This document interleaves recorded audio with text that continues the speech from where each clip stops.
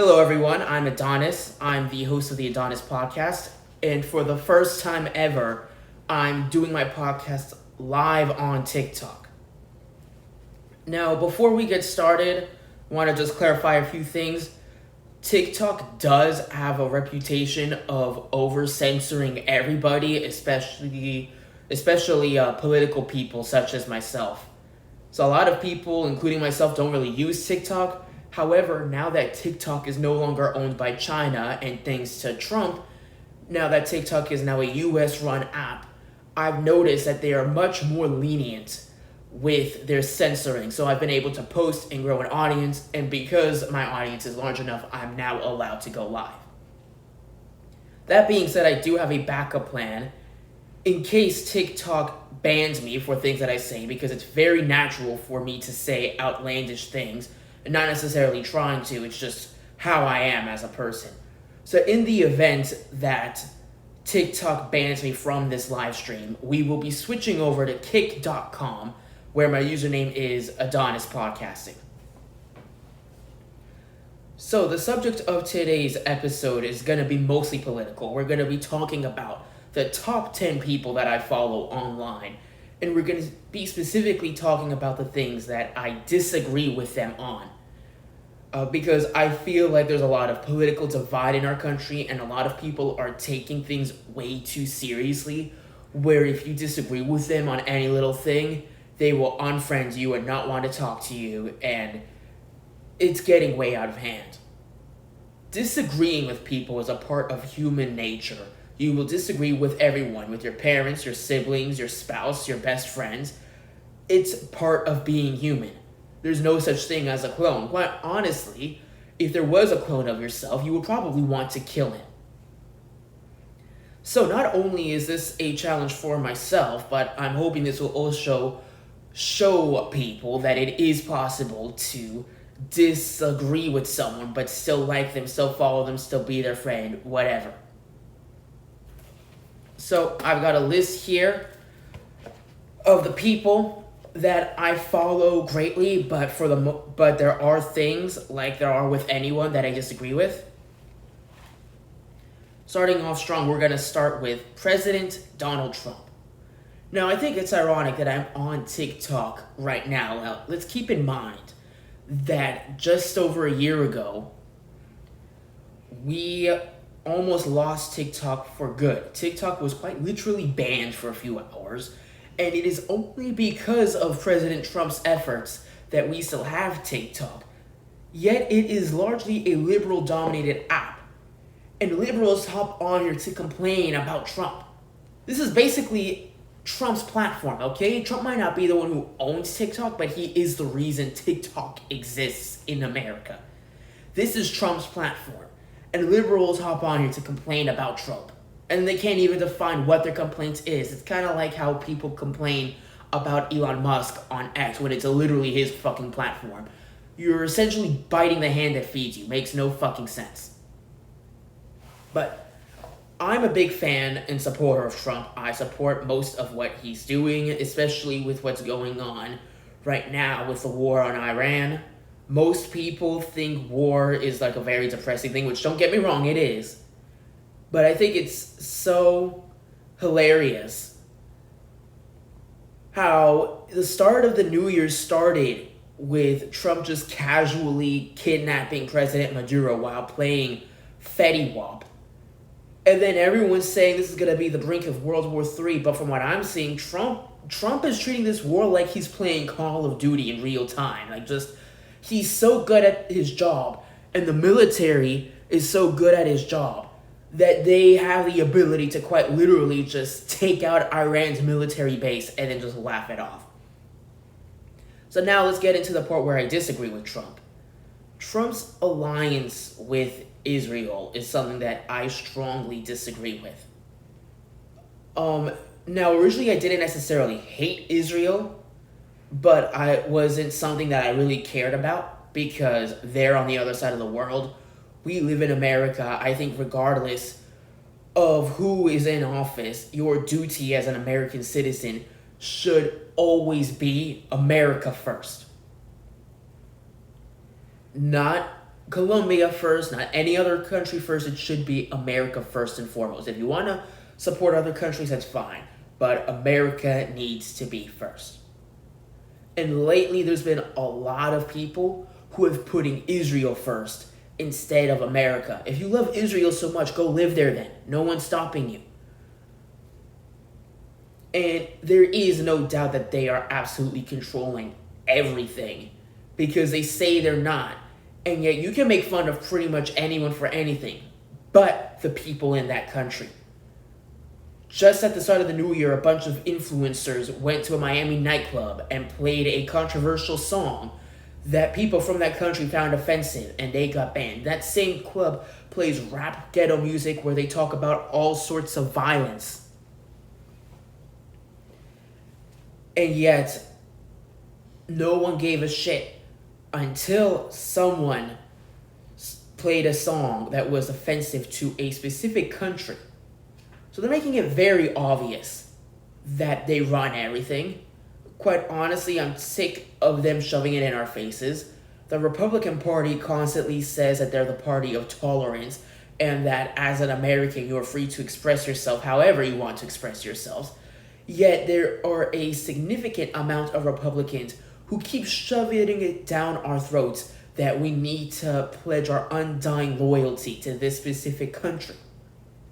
I don't hate Israel. I'm not against Israel. I'm not anti-Semitic or these other terms that people like to use.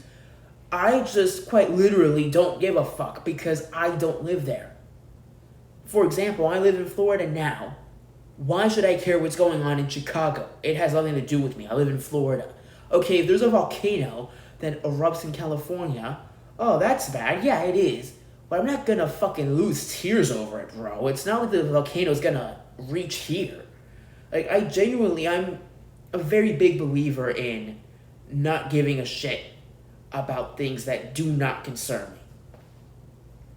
And it seems like lately, Trump has just been bending over backwards and kissing the wall quite literally. And I just don't agree with that. I think as a president, especially as the president of the United States, you should be putting your country first and foremost over everything and stop kissing these people's asses, okay? You are the president of the United States of America. You are not the president of Israel. Next, we have J.D. Vance. J.D. Vance is our vice president, and there's a lot of stuff that I agree with, and then there's a lot of stuff that he says that I don't agree with. For the context of this episode, we're focused on things that I don't agree with honest people. For starters, I don't like J.D. Vance's wife. And it's not in the sense that, oh, she's just not my type, she's just not for me, I just don't like her. No. His wife is literally ugly. Like she's not even human. Who you choose as your wife speaks volumes about you as a person. Because a man might get with a woman who's not a 10 out of 10. Okay, maybe that's just a preference thing. But if you see a man, an accomplished man, who is, for fuck's sake, he's a fucking billionaire. He's the vice president of the United States. He should be able to get whoever he wants. A man who cannot get a girl, or a man who can only get with ugly girls, that speaks volumes. Because let me explain it to you like this. Ugly girls will get with any guy they can. Because most guys pay no attention to them. And so ugly girls are going to be much more desperate for attention than, say, a normal 10 out of 10 girl. However, guys who can't get girls, they're going to settle and date anyone who will pay attention to them, and that oftentimes relates to them settling down with ugly girls because they can't get any other girl. There's also some speculation that Vance is having an affair with Erica Kirk. We don't know if that's true or not. What I will say is that Erica does speak more about Vance than Vance does about Erica. And I will say it is without a doubt she has definitely caught feelings for him Whether it's just a one-way relationship or whether or not he has the same feelings towards her, I honestly don't know. There's no evidence to support that, so I'm really not going to state my opinion on that. And my final note about Vance is he moved up the political ladder way too quickly. I mean, just before he became the vice president, he was a senator of, I think it was Ohio. That I might be wrong on that, but he was a senator of some state. And then within the span of a few months, he was vice president of the United States. You don't go from senator to vice president that quickly. There is something off about that they are hiding. So I'm not... Listen, there's a lot of things that Vance says that I agree with, and there's a lot of things that he says that I disagree with.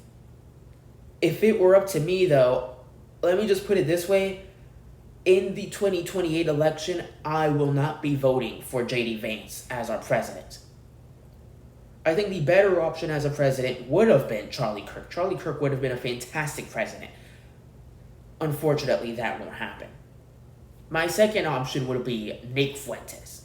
I will choose him any day over J.D. Vance. As you know, that's another thing, too, that I don't like about Vance, is he kind of puts a cap on free speech, and he calls out people like Nick Fuentes who go a little too extreme. And he says, you can't do that, like, we gotta be respectful and whatnot. When someone is as unhinged as Nick Fuentes, especially when they've been through shit like Fuentes getting fucking banned and canceled and having someone trying to kill him and having been investigated by the FBI and he keeps pushing, that shows a direct brand of bravery. Versus Vance, when he was like, oh, free speech, but we have to put a cap on it. Okay, well, you're hypocritical then, because first of all, it's not free speech.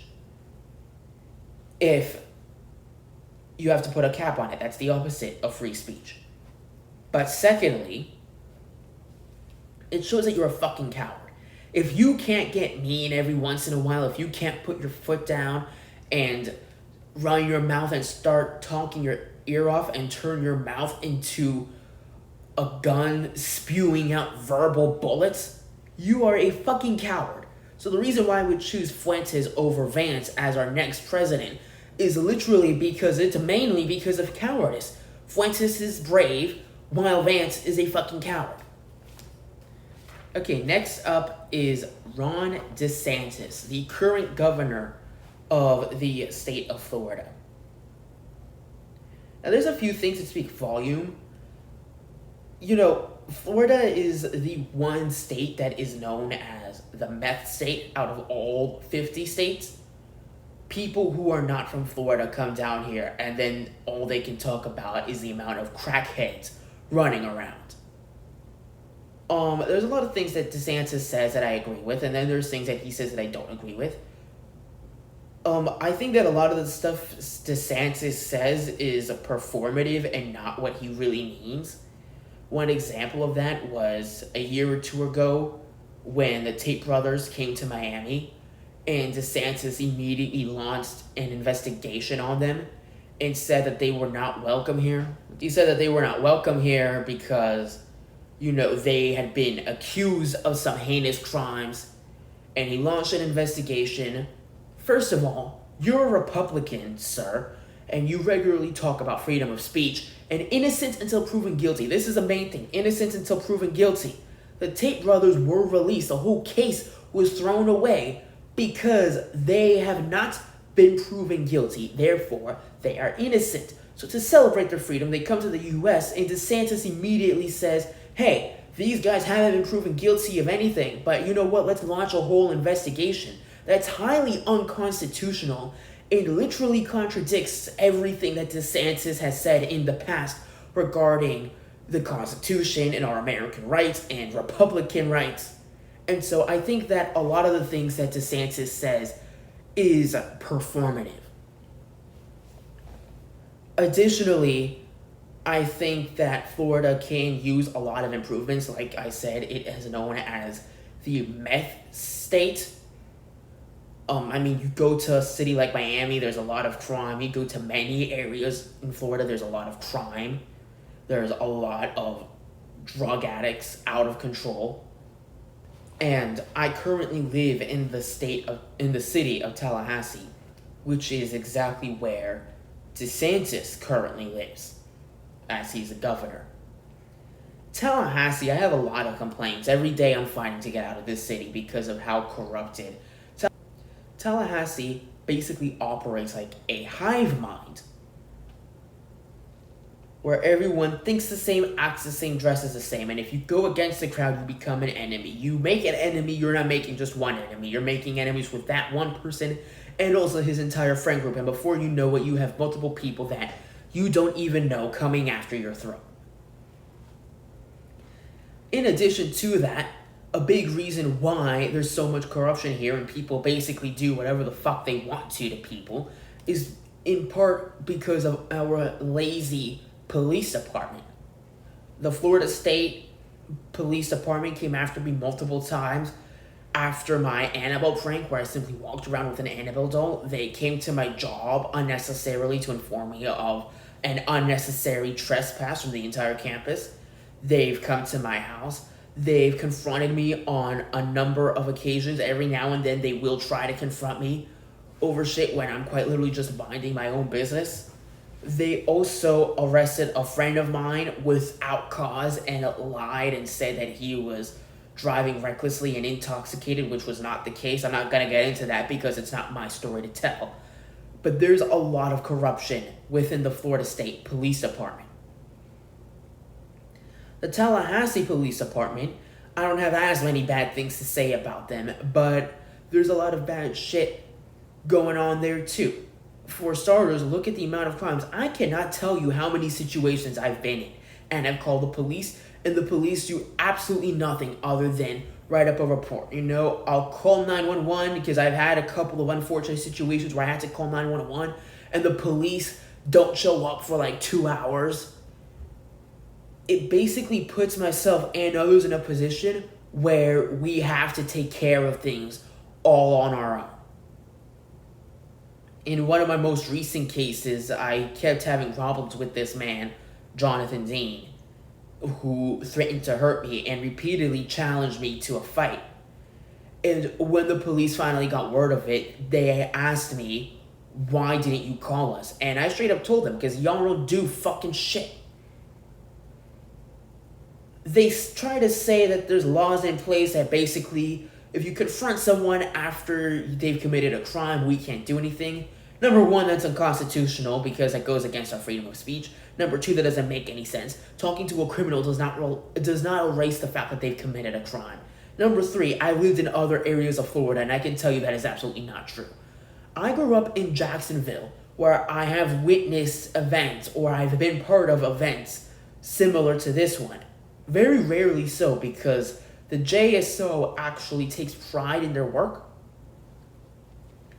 In the city of Jacksonville, you cannot gang up on one person like people have done to me, where they go to your job and they go to your house and they harass you online because you go to fucking jail.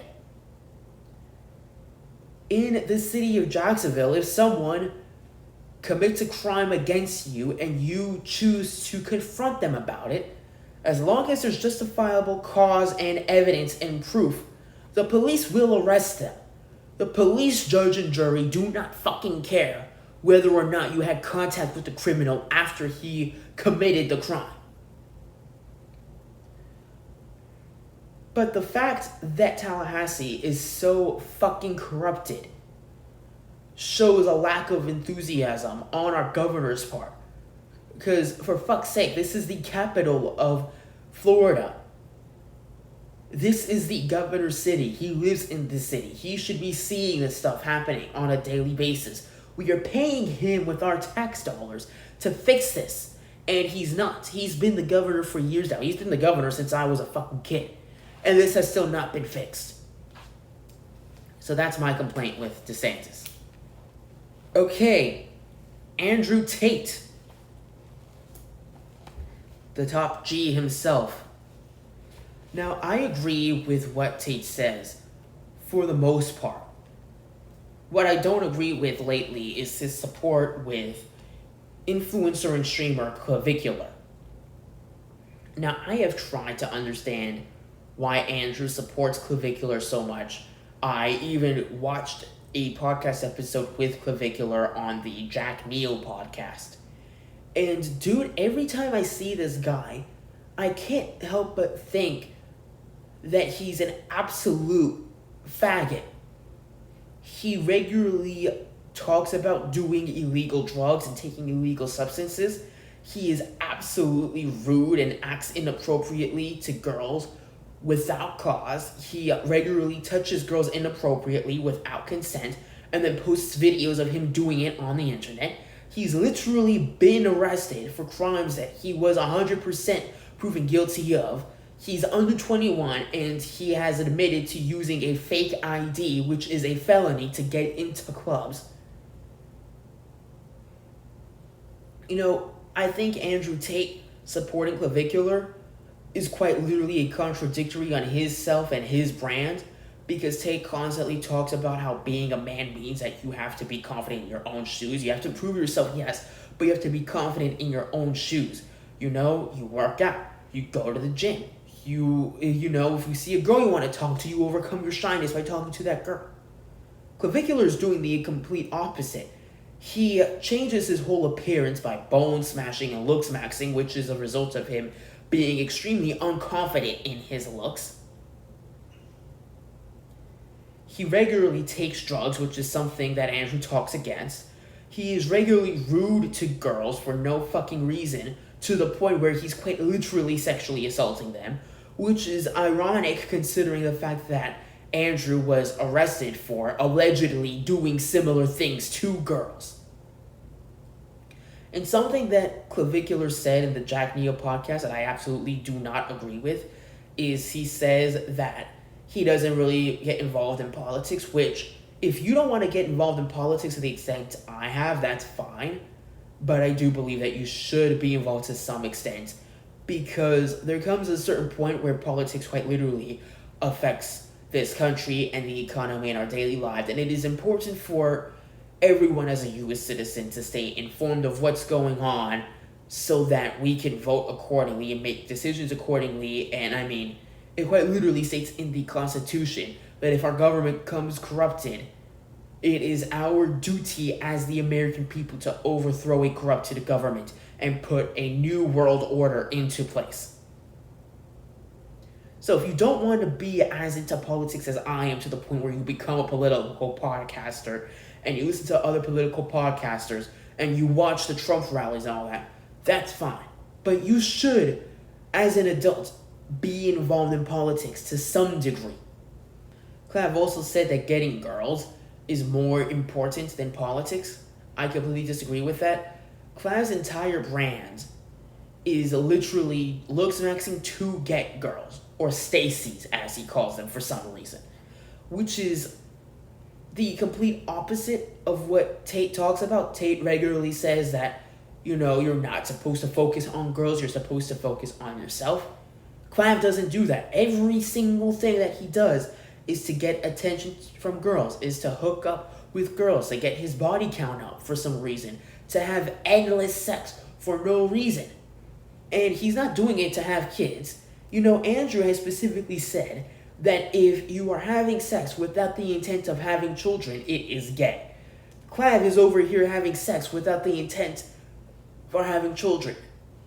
So I genuinely don't understand why the fuck Andrew supports this guy.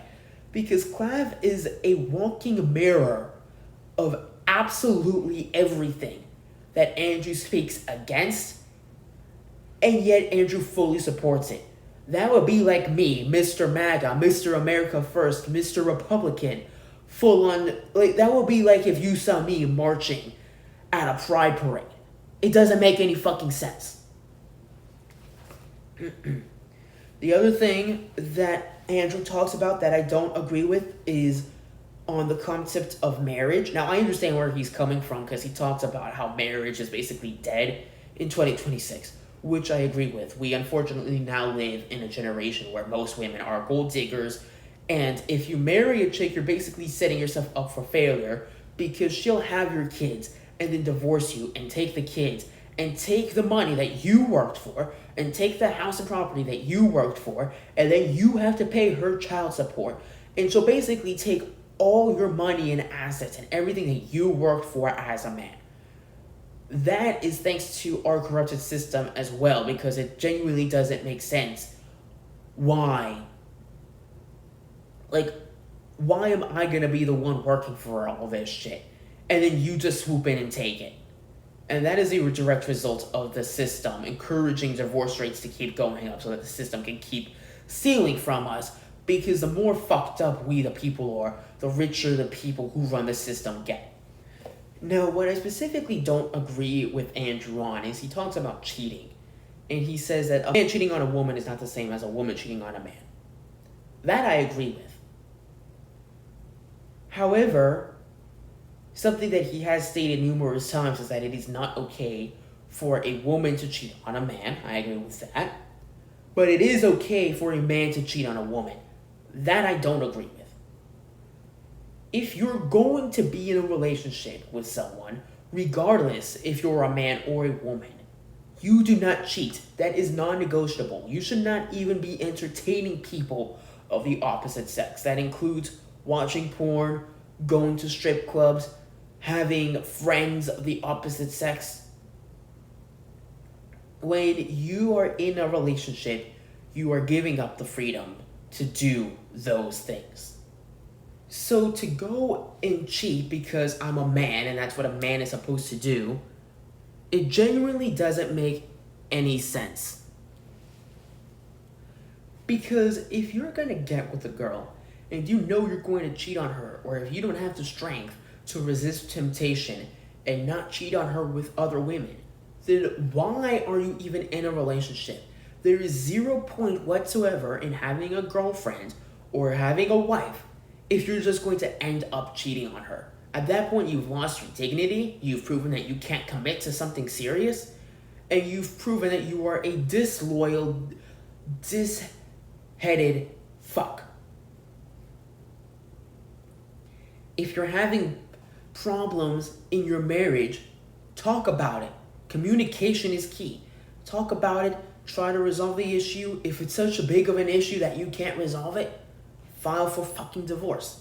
But I don't care what your gender is, you do not cheat. It is not manly to go and cheat on your bitch. If you're going to cheat on your bitch, then you don't fucking deserve her in the first place. Alright. Tristan Tate. Tristan Tate claims he's a Christian. He's not. Something that I talk about on this podcast a lot is Christianity and fake Christians. A fake Christian is a woman who commits sexual sin for a living, yet she has a Bible verse in her bio. A fake Christian is someone who puts God first in his bio, but then goes around the town trying to fight people and looking for problems and just being a genuinely displeasant and horrible person. Christians have to follow a specific code to live up to the standard of God. They don't curse. They wait till marriage to have sex, to have children. Tristan does not follow those things. He regularly curses up a storm, which is something that Christians do not do. And he has multiple baby mamas, which is something that Christians do not do. And he regularly has sex with multiple different women that he is not married to, which is something that Christians do not do. Listen, I don't think Tristan is a bad guy. I think he's a great guy. And if you want to consider yourself a follower of God, as long as you're actually a good person, because this is my problem with people, is a lot of people claim to be followers of God just to make themselves look like a good person, when in reality they're shitty fucking people. If you are genuinely a good person and you want to be a follower of God, that is fine. But do not call yourself a Christian and then do things that Christians explicitly do not do, like have sex with multiple baby mamas and curse up a storm. Tristan may be a follower of God, but he is 100% not a Christian. Elon Musk. I have a lot of support for Elon Musk.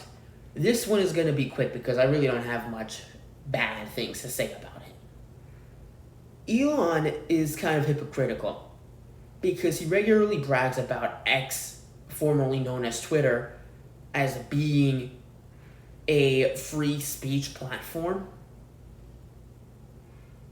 It is not. Because as someone who regularly posts on X, I can tell you right now that a lot of my posts, because I have a natural way of speaking in an unhinged manner, a lot of my posts on X get censored a lot.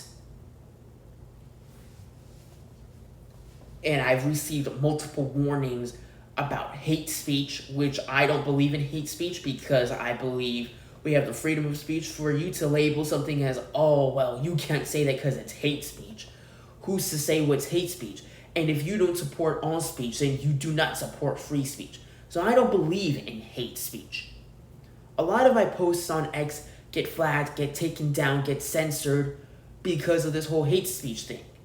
I have noticeably been able to grow my audience much more on platforms like TikTok and Instagram and Facebook, who do not censor my content, other than X, because X keeps censoring my stuff, despite the fact that the owner of X, Elon Musk, regularly brags about X being a free speech platform. X is not a free speech platform. Instagram is my main social media handle because Instagram, out of all the social media companies, is the one platform that censors me the least.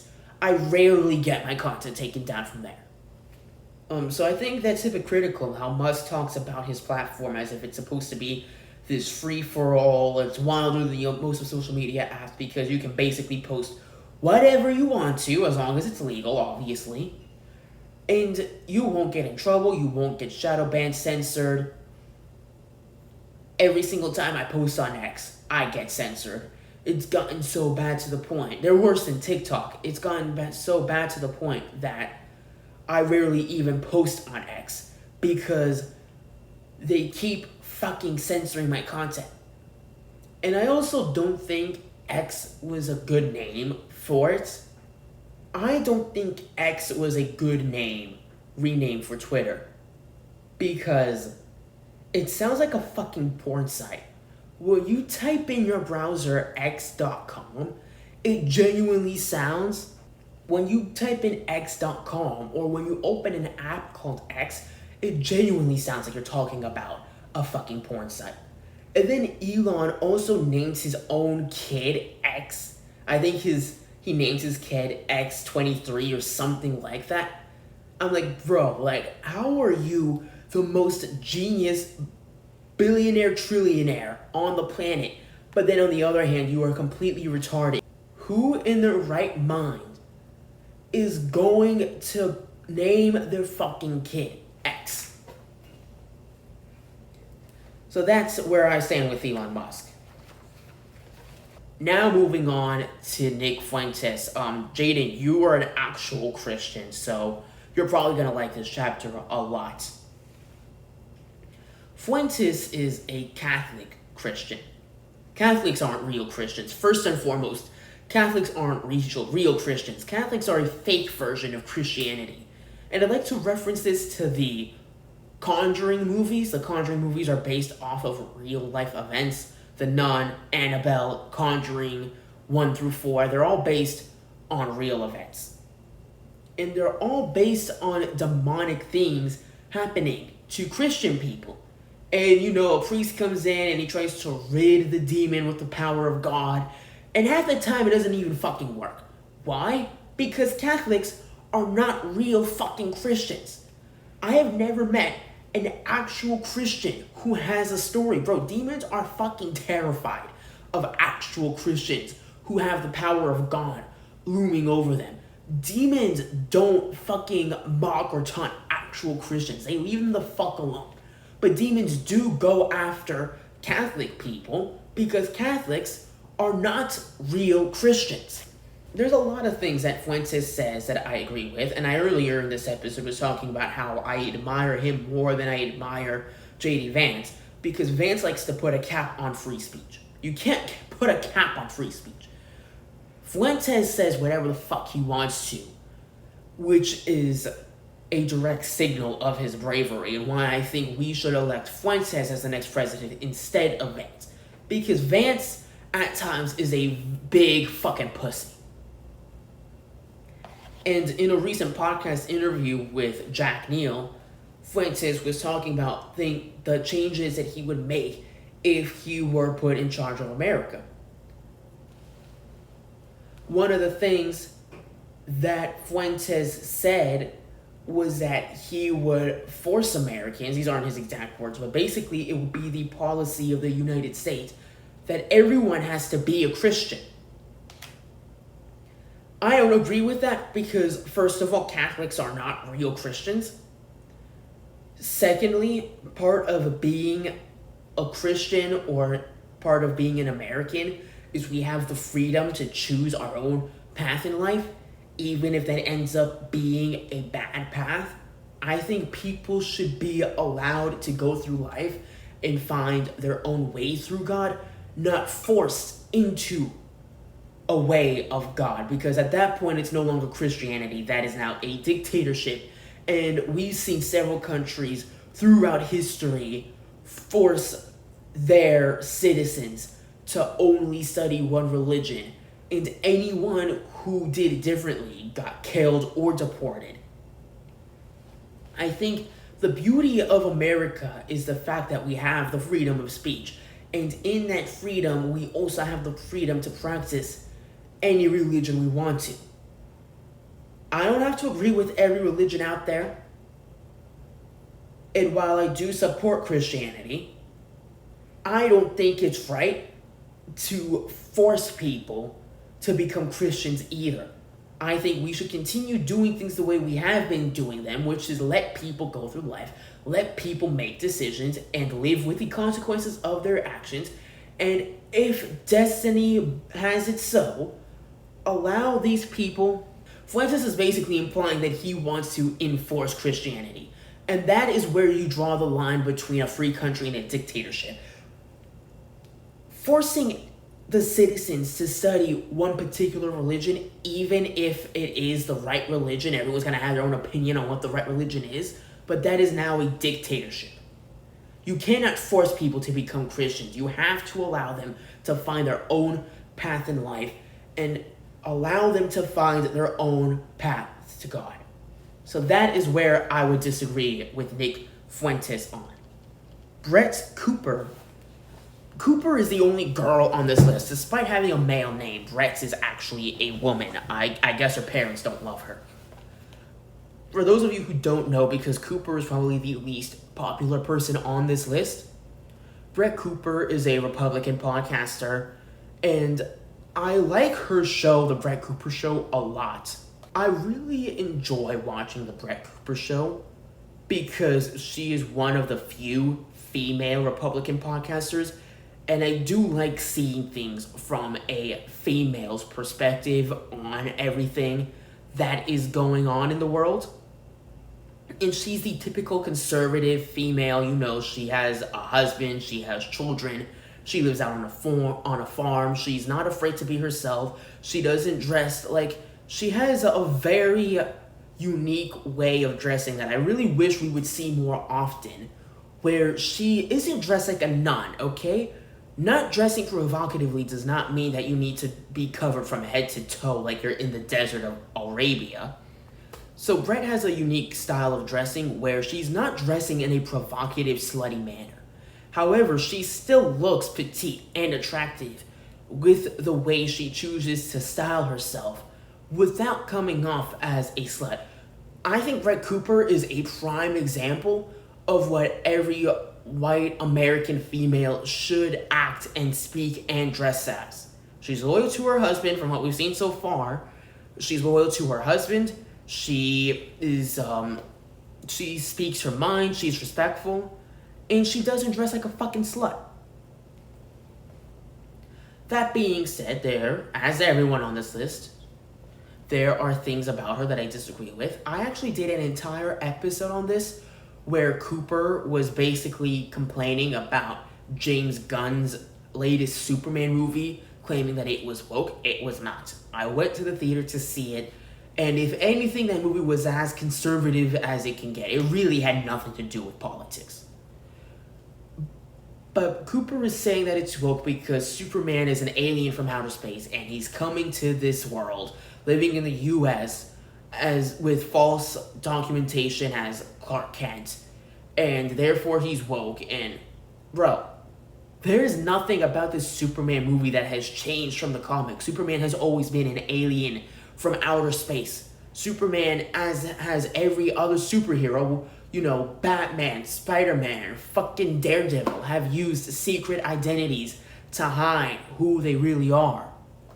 And so Brett made this whole podcast episode, which I then made a podcast episode about her podcast episode, where she was just going off and off and off about how this isn't right and this is woke. It's really fucking not. I didn't hear anything about pronouns or anti-Trump or anything like that. At the end of the day, Superman is just a movie, a non-political movie made for our entertainment. I really don't think we need to be stressing that much over a movie, and it's also obvious in that episode, Cooper has absolutely no idea what she's talking about when it comes to DC Comics. She didn't even know who Poison Ivy was. Anyone who knows anything about DC knows exactly who the character Poison Ivy was. And Brett Cooper did not know who Poison Ivy was, yet she dressed up as Poison Ivy one year for Halloween.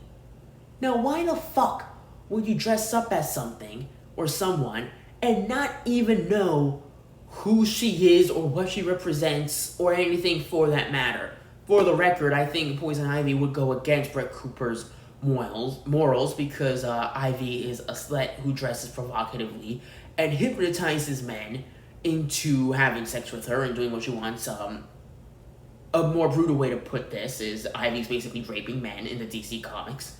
And so I don't think Cooper would support that at all, given her values. But maybe that is something that she herself would realize if she actually did a bit of research into the DC Comics. I think Cooper should stick to talking about what she knows about. She knows about politics.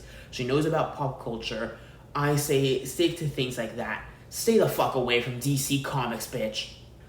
And then at times there are episodes where she talks about things that I really don't care about because they're a little too girlish. She talks a lot about pop culture and culture icons and feminine products, and I'm not here for all that.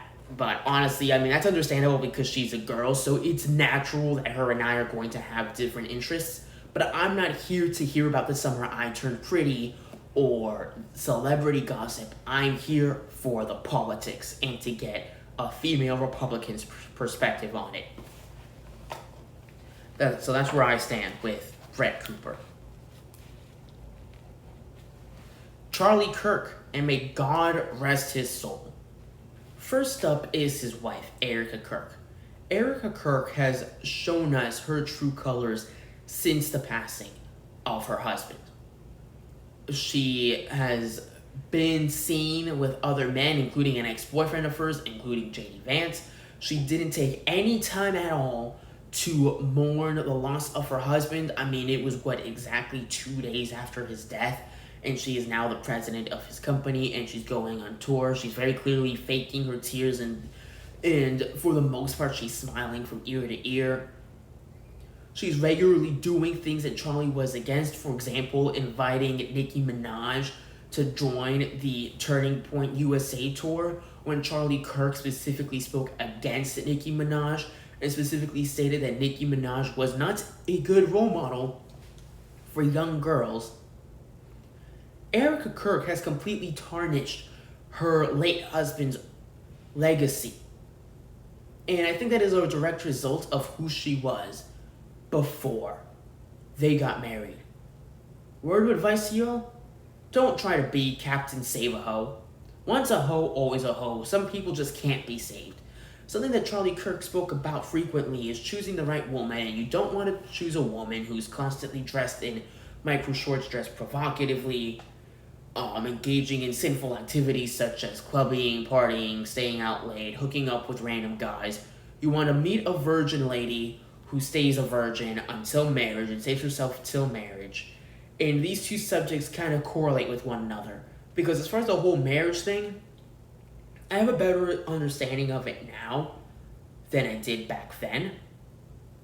We live in a society now. I don't think all women are bad. This is gonna be surprising to everyone because according to my fan base, I'm supposed to be a hateful, misogynistic cunt. But I don't, believe it or not, I don't think all women are bad. I think that there are good women out there. However, I think as the day goes on, it's getting few and far between. Because now we live in an era where teenage girls dress provocatively, then they turn 18, and instead of going to college, they begin a career in OnlyFans. They go into the adult industry. They start sleeping around, and they call themselves a businesswoman for it. And it is absolutely disgusting. And there is a difference between a girl who is a proper lady and dresses in a crop top. That's fine. Versus the girl who's actually a whore, there is such a big difference. I have seen the difference in a girl who just wears a crop top every day but respects herself and isn't available for everyone versus the girl that just sleeps around with the entire city. It does something to them psychologically. The girl who sleeps around with everyone goes psychologically insane. Because of this, we have a society now where people are growing up without their fathers. Children are being aborted. It has created an infinite amount of issues in our now very flawed society. And the reason why we have such a flawed and broken society where people don't talk to their parents, as I do, or people don't even know who their parents are or who their father is. Or mothers are now raising kids on their own. They have no idea who the father is because they slept with 20 different men. Bonnie Blue is going through this right now where she's had sex with over 400 men because for some reason she wanted to break the record. Now she's pregnant with a baby on the way and she couldn't figure out who the father was. When she eventually did figure out who the father was, the father basically told her to go fuck herself. And while what he's doing isn't right, I also kind of don't blame him because who the fuck wants to marry a woman and raise a kid with a woman who's had 400 dicks in her mouth? So Charlie Kirk regularly spoke against things like that. However, Erica Kirk was quite literally a bikini model before she met Kirk. Years before she met Kirk, she won an award for Miss Arizona. You can literally look up pictures of her in bikinis and all kinds of provocative outfits. She was apparently in reality shows, music videos. Erica Kirk was very clearly desperate for fame, and she was going to do absolutely anything to achieve it, even if that meant sledding herself out to the public. So it doesn't make any fucking sense why Charlie would then marry her and have children with her. Because Erica Kirk, and we have seen it both in the evidence before she met Charlie and also the aftermath of her late husband's, but we've also seen this in the events of her late husband's death. Erica Kirk is a bad person. She is a demonic person. I have never seen anyone, especially with blue eyes, just sit there and her eyes just start popping out of her skull. And the fact that she doesn't want to be questioned, despite the fact that her husband regularly says, question everything, also, that's more red flags. I could make an entire podcast episode about Erica Kirk, honestly, but I don't think she's a good person. I don't think she's a good role model. I think she's very hypocritical. But I think it is extremely hypocritical for Charlie Kirk to go on a college campus or stand on a stage and tell people like myself that we should not even be talking to girls who dress provocatively and not even give them a chance. Yet the woman he chose to marry and be the father to his 2 children was literally a bikini model. So that is extremely hypocritical. So listen, I love Charlie Kirk. I still listen to his speeches. I think he was a great guy. But yeah, I think Kirk choosing Erica as his wife literally contradicts everything that he has said in regards to women. And then finally, Myron Gaines. This is gonna be good. So Myron Gaines is someone that I really like because he is really, really unhinged. I'd say he's more unhinged than Andrew Tate. He's probably right up there with Nick Fuentes. But something that Myron Gaines stated recently, it's hilarious, but I don't really agree with it, is that eating pussy is gay. So, if you have a girl over and you're having fun in the bedroom and you just start licking her pussy, that's gay. And he explained the reason why it's gay is because you're allowing her to dominate you when you should be dominating her, therefore she should be sucking your dick, not the other way around. I don't think eating out a woman's pussy is gay. I think what's gay is allowing another man to suck your dick, or if you as a man are sucking another dick. If you are letting women dominate you, that's gay. If you're letting anyone for that matter, man, woman, or child dominate you, that's gay. There's a lot of other activities we could talk about that I would consider gay. I consider what Clav does gay, where he makes literally his only objective in life impressing women and being a cuck. I think that's something that's very feminine to do and very gay. Which is also why I don't understand why the fuck Andrew supports this guy. Eating a woman's pussy, while I wouldn't describe it as my favorite sexual activity, I don't think it's necessarily gay, and I don't think it's her dominating you. I think you eating her out is still very widely you dominating her. So that is something that I don't agree with on Gaines about, but his take on that was hilarious. Something else that Myron said is that us men, we should not be settling for 10 out of 10 women. We should be settling for someone lower, like a 7 or an 8, as far as beauty rankings go. And he explained that the reason for this is because most women who are 10 out of 10 supermodel looking hot, they're going to use social media to manipulate men. And they're going to slut themselves out, and they're gonna have all this baggage, and it's just not gonna be good. He's right for the most part. I don't think all women who are 10 out of 10s are like that. I think most of them are, but I don't think they're all like that. I think that there are still women out there who are good people, who are going to look incredibly attractive, who are going to be 10 out of 10, and you're not going to be completely horrible, slutty people.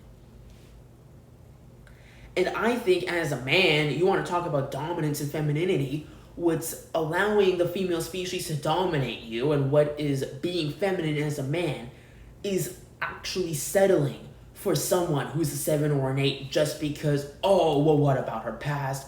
What if all these men have fucked her before? What if? You can't base your life on what ifs. Now, the woman who is a 10 out of 10 in your eyes may not be a 10 out of 10 in society's eyes. I think as a man, you should respect yourself enough to settle down with the woman who absolutely is a 10 out of 10 woman in your eyes. You should not be looking at this girl and saying, oh yeah, she's hot, but I think this girl over here is hotter. Because she's hotter, she must be a horrible person, so I'm gonna go with this girl instead, who's not as attractive. You're literally downgrading yourself as a man, which is the most feminine and cowardly thing you can do as a man. So I think what you should do is get to know the woman, date her, talk to her. You will eventually find the woman who is right for you in personality and looks. So settling down for a woman who is 7 or 8 and avoiding the 10 out of 10s completely, I don't agree with that at all. I think you should have more self-respect as a man, and you should only talk to 10 out of 10 bitches. I only talk to 10 out of 10 bitches. I don't talk to girls, even if I think she's slightly ugly, I don't fucking talk to her. I only talk to 10 out of 10 bitches. I have way too much self-respect for myself to settle for anything less than a 10 out of 10 bitch. My overview of it I just listed the top 10 people that I follow online, and so I do agree with this people for the most part. That being said, as is the natural human nature of things, there are certain things that I disagree with. I understand why the Bible states the importance of waiting till marriage to have sex and have children. However, I think we've gone too far as a society to have that even relevant anymore. Because let's say I meet a girl tomorrow and I really like her, and we start dating a couple years later, I want to marry her. How do I know that she hasn't had sex before? Even if she tells me, oh, I'm a virgin, I've never had sex before, I'm not in the room with her. Genuinely, there's no way of knowing that. Okay, I'm not a virgin. And I would hate it if some girl that I really liked and she really liked me ultimately decided, oh, we're not going to get married strictly because you're not a virgin. Because it goes both ways. The Bible says that both sexes are supposed to wait until marriage to have sex and or have kids. So, while I understand why that's in place, I don't agree with it. If we lived in a different time before society was so flawed, maybe I would agree with it. Personally, I think it's a little too strict, honestly. Here's what I would do in terms of women. I would say, don't be a playboy. It's a waste of time. Don't have endless sex just for the sake of having sex. It's fine to have sex, but at the end of the day, if you're not having sex to start a family, then it is needless entertainment. You do not need needless entertainment. You need divine purpose. So here's what you do. You find a woman with a decent past, with a decent personality, with 10 out of 10 looks. If she matches your personality and your politics and y'all really like each other, a couple years go by and you still really like this girl, you're still dating this girl, ask for her hand in marriage. I don't think she needs to be a perfect virgin. I mean, if she is, good. But if she's not, that's okay. Let me explain it to you this way. If I meet a girl that I want to marry, and she tells me, oh, I've had sex 3 times with 3 different guys in the span period of, 5 years, that's fine. But if a woman says, oh yeah, I've had sex with 400 dudes in 1 week, fuck no, I'm not even touching you, I'm not talking to you. There's a difference. So I think really you have to listen to a variety of people to help base your opinions and kind of find a balance in what you agree with and leave behind what you disagree in. But yeah, I'm going to end it off here. Thank you all for viewing. This is the Adonis podcast, talking today about people I disagree with. Thanks for watching.